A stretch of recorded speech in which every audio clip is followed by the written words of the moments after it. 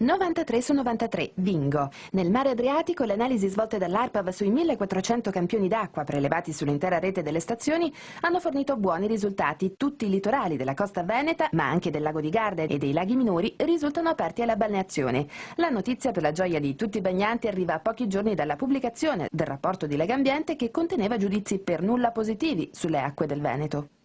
Legambiente opera con delle analisi puntuali in situazioni di alta criticità come stimolo per i territori che va a controllare, per andare a verificare proprio esattamente i punti di maggiore delicatezza, ma non va a fotografare la situazione dello stato di qualità effettivo. Allora, i dati di Legambiente peraltro si sono riferiti in questo caso alle foci fluviali.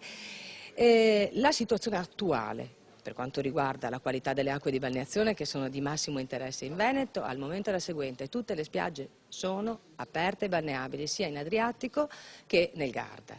Insomma, bandierine blu dappertutto, da Bibione a Caole, da Jesolo a Cavallino, da Portoviro a Chioggia e Rosolina, che l'anno scorso segnalavano qualche problema. La tendenza infatti è un generale e costante miglioramento della qualità delle acque marine e lacustri, dovuto naturalmente a una più alta qualità dell'acqua dei fiumi. E questo grazie a norme più severe in materia di inquinamento, a una maggiore sensibilità sia nel mondo agricolo che in quello industriale, a più avanzati impianti di depurazione e agli investimenti realizzati negli ultimi anni.